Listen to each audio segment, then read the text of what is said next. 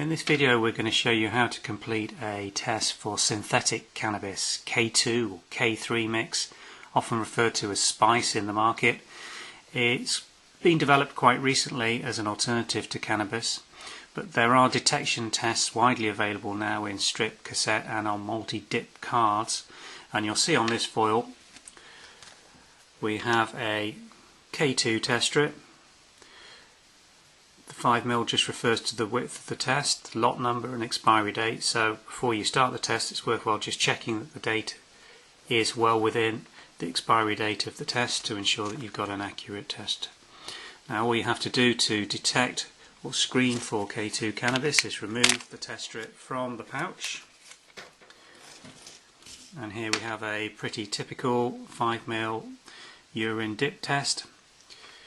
On this particular test we have K2 coding on the handle end, wavy lines indicating the dip end for the urine, and if viewed laterally you'll see the central thin section where you'll get your test line and control line forming. So to perform the test to determine if there's been any K2 or K3 consumed, just dip the test into a urine sample.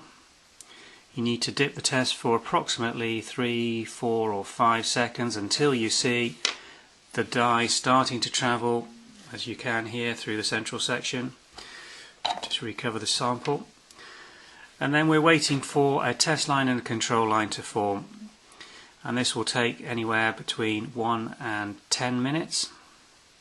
You'll see the dye continue to form, and what we can see starting to form almost immediately there in the area where you'd expect to see the test line is a clear line in pink going across the test strip, and what we've got now developing is the dye continues to travel up into the handle end is a control line just starting to form here.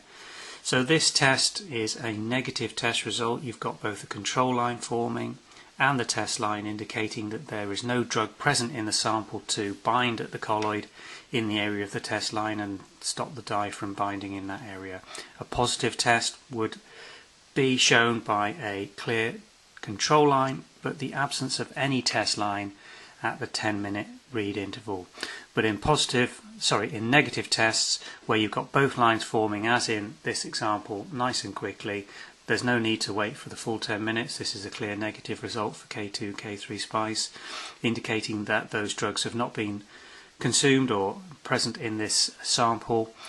And the window period for detection of K2 and K3 is somewhere between 3 and 5 days.